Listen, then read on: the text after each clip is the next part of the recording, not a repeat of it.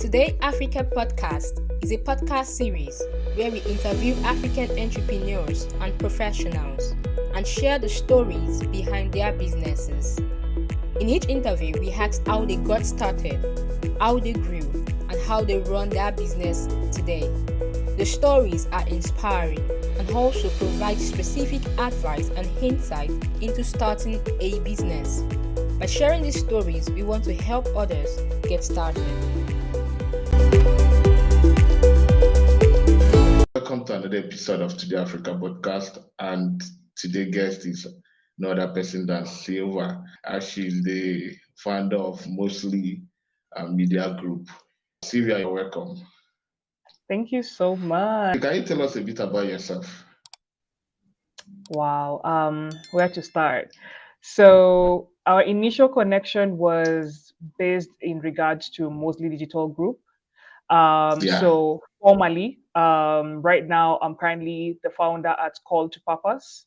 So it's more of a mentorship platform specifically to entrepreneurs in the African continent. And I'm going to be focusing primarily on leaders and visionaries. This particular coaching and mentorship platform is going to be very different. The core element of it will be based on faith and spirituality. So, and I'm going to give a little bit of context around that. But just taking you a little bit back, formerly I was at Mostly Digital Group. I founded that group. I had quite a number of employees, running within the organization. But I sort of, what is it called? Took a different route based on how far I have come in this particular journey. So yeah, and I'm based in Nairobi, Kenya, and I'm so happy to be here. Currently, you have moved away from Mostly Digital Group. Yes. Now a consultant kind of to entrepreneurs. More or less, yeah, I'm a consultant because I do believe with the years that I've been able to rank up, working one-on-one with entrepreneurs, also being contracted to coach in different programs such as Melanin Capital, Hustle locally as well. I've gotten to a place where I do believe I have amounted quite some crucial experience based on the fact that I have done freelancing. I have also been in corporate. I've done consulting with not only local clients but also international clients. One of my most recent clients was actually a Dubai-based firm. That's what the point at. What was the last client that I had? And they are primarily people who do company registration for businesses in Dubai, and also they have opened their branch in Kenya. So I was doing consulting for them. But just like any other person, after you have been in business and in corporate for like a very long time, you need a new, fresh thing. And I got to a point where I just felt like I hit, I don't know, like a barrier, so to speak. I don't know whether you can relate to this, Emeka, but have you ever found yourself where you have tried everything under the sun in regards to corporate and different industries? You find yourself at a place where you don't feel inspired anymore. And I got to that place where I didn't feel inspired. And that I don't know whether this is the place to be that transparent, but yeah, I was uninspired and I felt frustrated. I became extremely burnt out. I just didn't feel my creativity boosting out of me anymore, and that was the beginning of the end of me in terms of being that. When you're a leader and you're working in different spaces, and everybody comes to you for solutions, and they're looking at you like, solve this riddle, solve this puzzle. You get to a point where you start feeling like you're uninspired, and also you start to feel the pressure where everybody's looking at you. Not because I hate being a problem solver. I thrive in that environment, but I had done the same thing over and over again. So it got to a certain point where I felt that it was time for a new thing, right? And the one thing that I have discovered listen to different entrepreneurs and CEOs and leaders, they always hit a deadlock at some point in their lives where they just don't feel connected anymore to what they're doing. They don't feel like they are understood. They feel like they are uninspired, right? Because they don't understand exactly what their purpose is. They were more shaped to fit as a particular role, like in business development, in operations, and you do the same over and over again. So that is where call to purpose was birthed from. And when I discover what my purpose is, and my core element in call to purpose is to help you discover what your next level looks like. Because of walking that journey, discovering my own self, and also discovering how I'm gonna help other people come up and ascend to new dimensions. Yeah. What happened to your former employees, or you moved them together to your new business, or you So dropped at them that and told them? wow, that's a really good question. So I did do it for quite a number of years, and I was able to have both internal employees and also external contractors. But it got to a certain point where the scalability of that particular company at that point was not possible. But mostly, I believe looking back, because everybody does a synopsis of what went wrong and what you could have done better. I learned greatly on the fact that I had good intentions with that company and we achieved amazing things within that company. But it got to a point where it just felt capped. There was no scalability present. And the one thing that I learned heavily is because I tried to be the main core driver.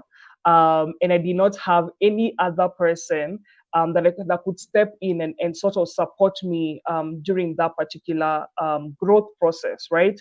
And then we grew so fast, too quickly.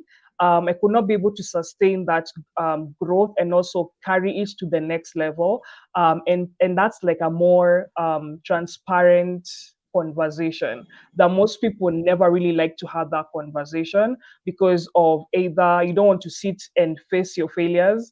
You also don't want to sit and acknowledge the fact that you may have probably, bitten a bit too much and you could chew at that particular time. So I wasn't prepared to get to that next level the same way. So I had to have the hard conversation with my employees. And to be honest, it was the most tearful, hard thing for me to do. And I got to a particular point where I swore to myself, I'm never gonna do this again. I'm not gonna go back to entrepreneurship. I'm gonna steer clear from it. I'm gonna be fully known as a business consultant. That's that. And nobody comes to call me and tell me anything about business. But however, left something, it's like an ex that you have a situationship with that you can never leave. That's how business and I have a relationship, right? Where you always think to yourself, I'm never going to call that person again. I'm never going to go where they are again. But you find yourself in some situations where you go back. And I took a break actually from entrepreneurship for about, I can say, an year or two. I had to regroup. I had to dig myself from that pit of everybody looking at you and wondering, now what are you going to do with your life? Now what is the next new thing in your life? Now how do you have that relationship with failure publicly? How do you have hard conversations with your employees, people that you have grown with, mentored, molded, and I actually even recommended them for other jobs. And I ensured that I had that amicable relationship. They can always come to me. I can always help them and mentor them. And that's just my nature, if how I am as a leader, right? So that's what Yeah. happened with the digital group in full transparency. Yeah. Let's now talk about your new Sylvia in your Mm, new business, in your yeah. new industry. You have a new business. So, can you take us through the process of launching your new business? What you are currently doing? Oh my God, Emeka, that is a question and a half. It's fully loaded. Okay. Because um so let me take you back, right? So we've touched a little bit Okay. about failure, right? We have Yeah. spoken about deviating from it and focusing going back into consulting full time. But here's the Yes. thing. Um you're the only person who can be fully real with yourself, right? And I got Yeah. to a point where I had to be real with who I was, right? And I know maybe this is something that most people won't talk about, but I met Jesus. That's what happened. I met Jesus Christ. Yeah, That's what that is a good happened. news. Okay. That's what happened. Yeah, And I'm a Christian. yes, I discovered that I had idolized a lot of things in my life. I had idolized money.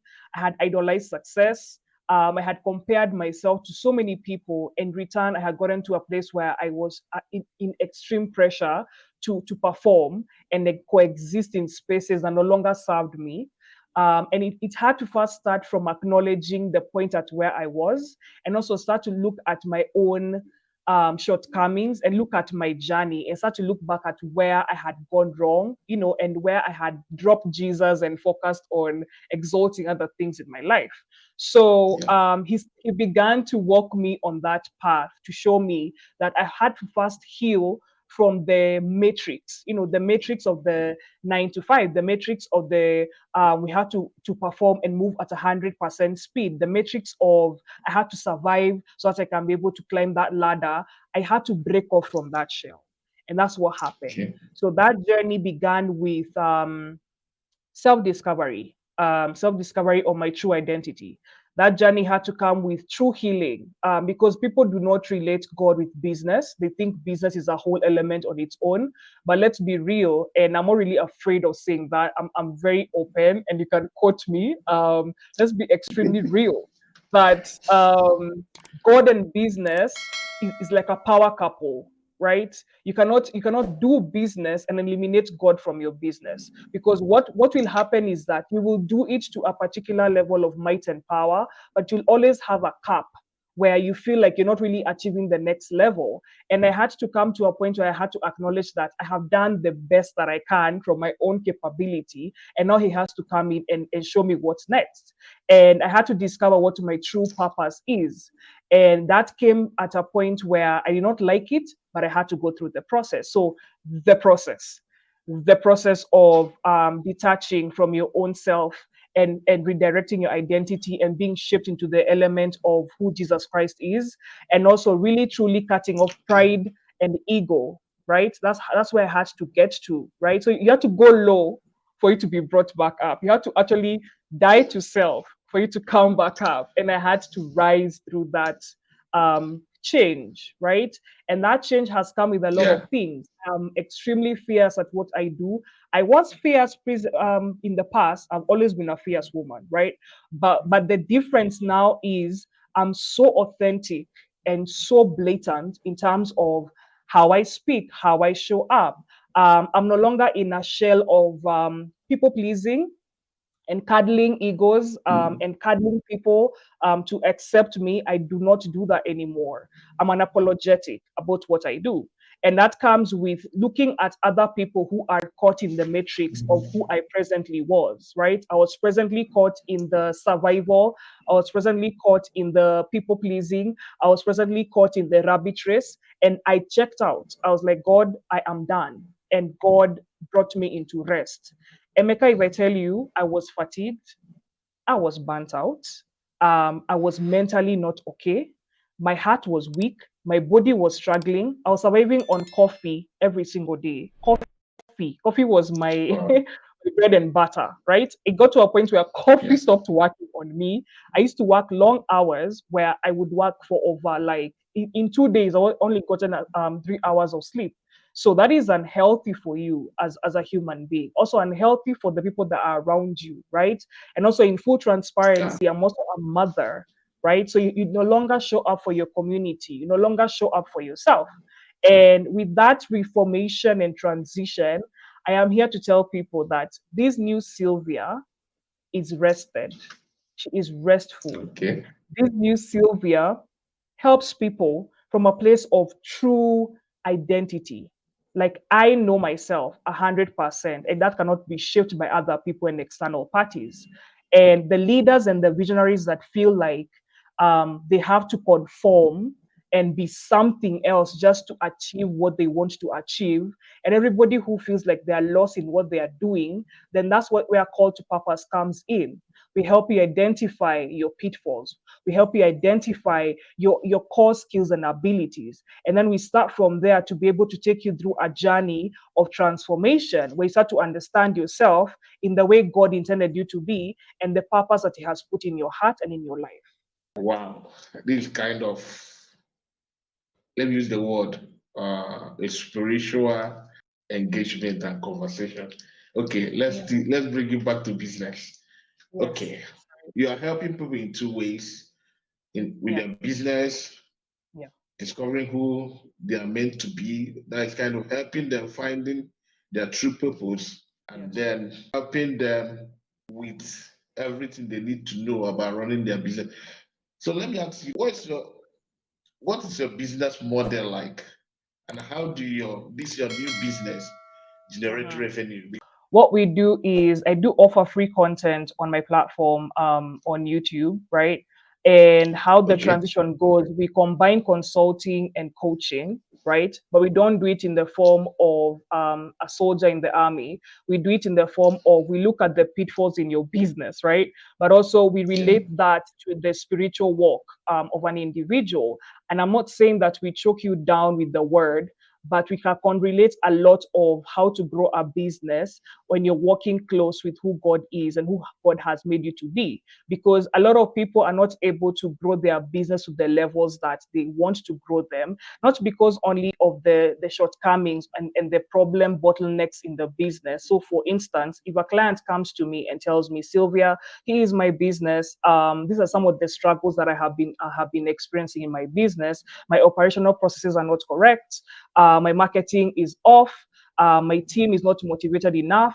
So first we start from the element of who are you as a business and as a founder, right? What was your initial vision as a leader and as a visionary within this particular business? Then we first deal with the person that is running the main machine, and then we go to solving the bigger problems. Because what I have realized is every time I would walk into a company and we would do strategy sessions and would fix the problem, would have to come back and continuously also carry the founder together so they can fix the problem, because we fixed one end, we didn't fix the holistic aspect of it. So it's coaching and consulting with a sweet sauce of spirituality. That's what it is. So we charge for our services, definitely. Okay. We offer free mentorship for youth and students. So if you're a new out of university, you're trying to figure out who you are, we do have those type of mentorship programs, right? But when it comes to an organization that has built itself, we do offer coaching and consulting, but we also deal with you as an individual. So it's a holistic narrative. Speaking on that, Mhm. this takes me to a very important question. A lot of people run business, and one of the key challenges they face is ability to build systems and processes that will help in smooth running of their businesses.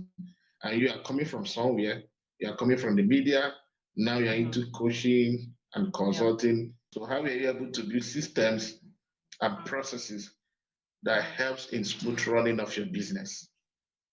Absolutely. So AI has played a very crucial role in setting up my business, because I am able to do work that is like for 10 people, or hiring externally, that I can be able to do it internally. So how my business is run is Okay. purely online as of right now. So it's conversion based. Okay. So when you're brought in through the intro call, and we are able to have a one-on-one, then you're translated into another platform where you're able to interact with your coach one-on-one, right? So I have utilized systems, schedulers within my business, community platforms as well. I have a YouTube channel as well.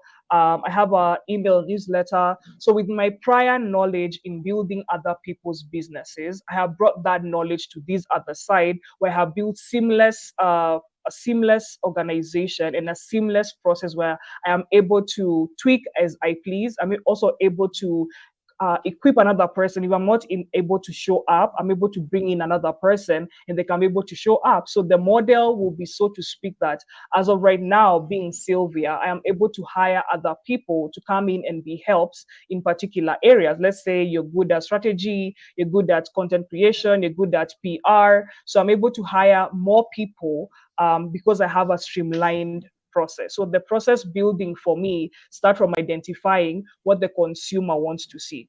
So that's how I built Okay. systems. I don't build systems from what Sylvia, who Sylvia is, because when you're building as an entrepreneur, you build it from a passion and blinded perspective, because you fall so in love with your business, but you don't look externally to see what the consumer will see. That's the same way when a person has a product, you fall in love with your product and you know that your product is the most amazing product, right? But your competitor has a similar product. So what differentiates the both of you?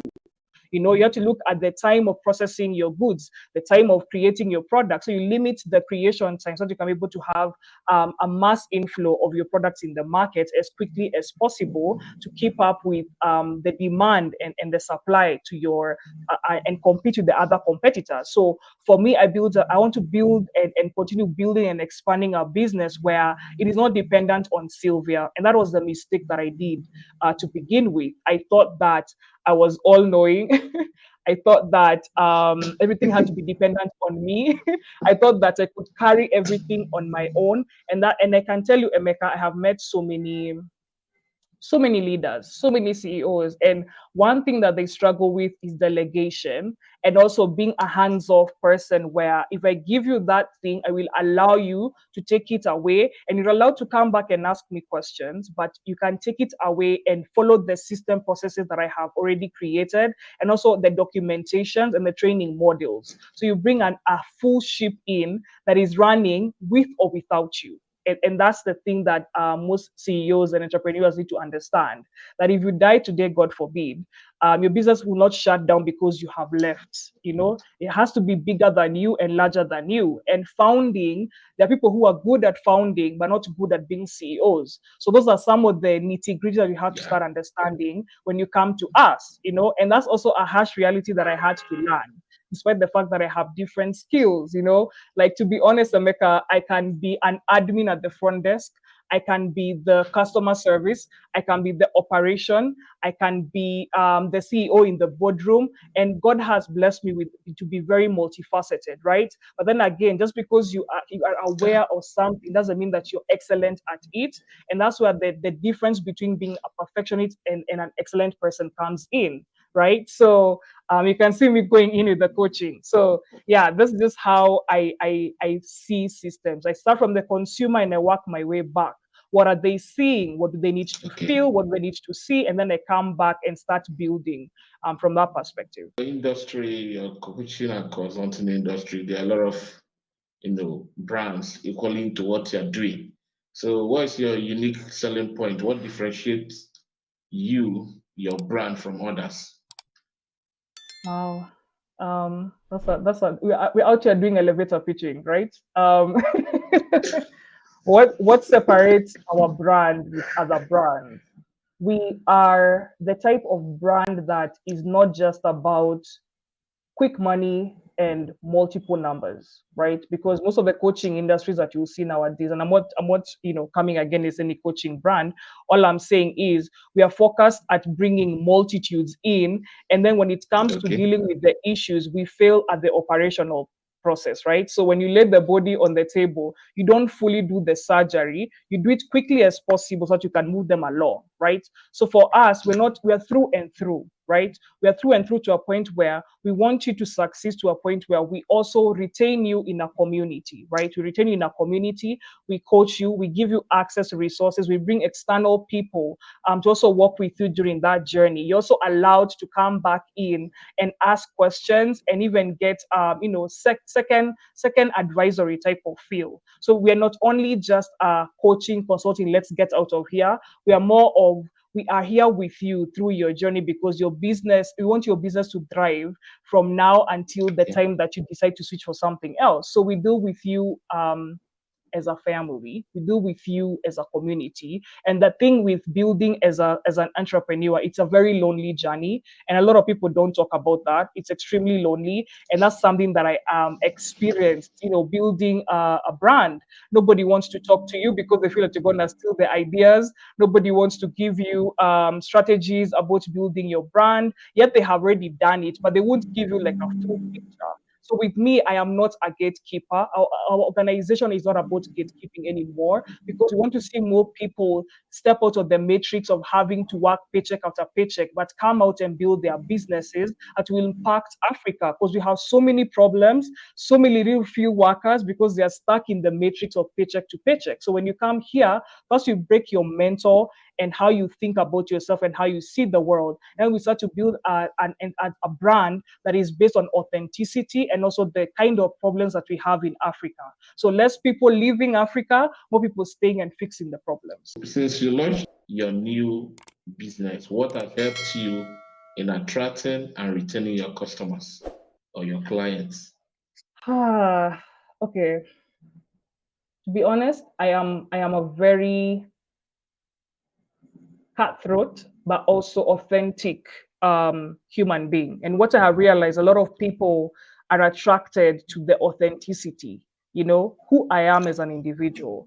So when you come to me, I don't, or you come to our organization, I don't address you as somebody who is high and mighty and has not gone through what you've gone through. And that's why I have been called up to also mentor other fellow women and even men, right, who are new to business, is the fact that I'm extremely authentic and I point out things, even on the things that you do not want to hear about yourself, right? So the honesty aspect and the authenticity aspect is what helps me retain the clients because when they come to me, they won't find the stuck up, I have never failed type of Sylvia. They'll find the Sylvia who is like, yo, I have been down this road and I understand, but let's get you out of this rut that you're in and let's see how we can be able to bypass the problems that you're currently facing.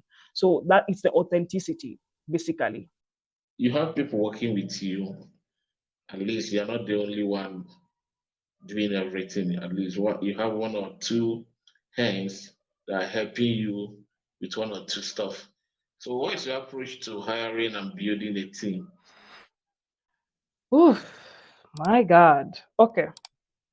Let me take you back when I was doing Mosley, right? So Okay. when I was hiring, right? Here's the thing. This is the fine Yeah. line that I came to understand when it comes to hiring, right? Don't get Yeah. attached. Do not get attached. Do not hire from an emotional perspective. Hire from a skill and ability perspective because at the end of the Okay. day, it's a business. So for me, I came in with mentorship. Let me train you up to where you're supposed to be. Right. Let me help you get there. And yes, it's a beautiful thing for people to grow within an organization. But the thing is, they didn't have the necessary skills that I needed for us to take the organization to the next level. And that's because I did not I hired subpar skilled people, and they're amazing human beings, but did not have the skill and the abilities that I require to be able to build this business to the next level. So you've asked me the question of how do I hire a team now? I hire based on the fact Yeah. that when I ask you real and honest questions about who you are as an individual and where you see yourself and what you're passionate about, I am able to tell where you're where you're fighting. You're just doing it because you need a job. You know what I mean? And a lot of people hire people based on the fact that you have a good CV and you have experience, but it's more than that. How are you when it comes to handling people? How are you when it comes to collaboration? How are you when it comes to handling tough situations? Because at the end of the day, business world changes so much, and you need a person who can be able to adapt to the seamlessness of the different things that are being thrown at you. So you don't hire people who are forever going to stay from an employee perspective. You hire people who think and would like to think like leaders. That's my secret sauce. How you'd like to take over things and projects and make them your own, right? Ownership, in the things and the places that you're being put within an organization. So it's not only about what I see on the CV, it's more about the person that I'm dealing with and the skills and the abilities and the passions that they have. Yeah, that's how I hire differently. What are some of the key lessons that you have learned in your journey as an entrepreneur? My God, I could give you 30. I could give you 30, right? Um, whew. Number one, you're not a machine. You're just not a machine. Okay. Rest is important, rejuvenation is important. For you to be able to run your business smoothly, you have to rest. There's no other way towards it, right? Number two, the passion that you have for your business is your own, because other people don't look at the passion behind the business, they look at how it's solving their problems. So you need to focus more on what is your business actually solving, less of I am so passionate about this thing. Because at the end of the day, your business is competing amongst so many other businesses, right? Yeah. Number three, know when it's time to leave. Know when it's time to leave. Don't don't dilly dally when you know it's not working. It's okay to acknowledge the fact that you have failed at that thing, but also pat yourself on the back and realize that I actually took a risk, and that's okay.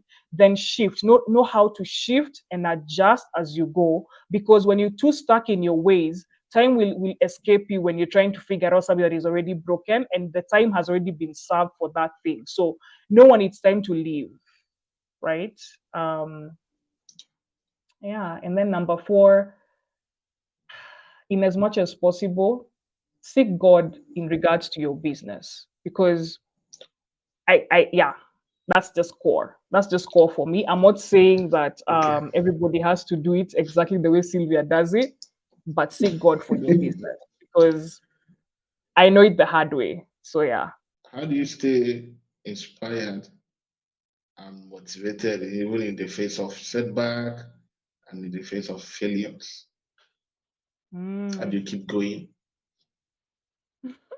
If you ask me this question let me 3 years ago, I would have told you that I isolate and I wait for the wave to like skip me and pass me through. You know what I mean? That's what I would have told you, to be Yeah. honest. But the Sylvia now will tell you that I have built capacity to a point where I sit with myself and I do my own evaluation process, right? I understand that, okay, this is a place I have hit a roadblock, right? So what are my options on the Yeah. table, right? So I don't solve things more emotionally. That's not what I do. I solve them more logically in terms of being able to analyze your situation and see the possible options. If there are no possible options, then go back to the drawing board and acknowledge that, you know what, I have possibly failed at that thing, but how can I try it a different way?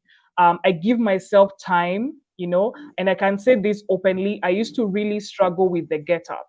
I don't know whether Emeka you can relate, where you fall and then now you're struggling to get back up, and then the struggle bus takes like weeks where you're struggling to get back up. So the time to which I get back up is now limited, because I have found ways of being very okay with failure. Like not creating a relationship with failure where you're so comfortable in it.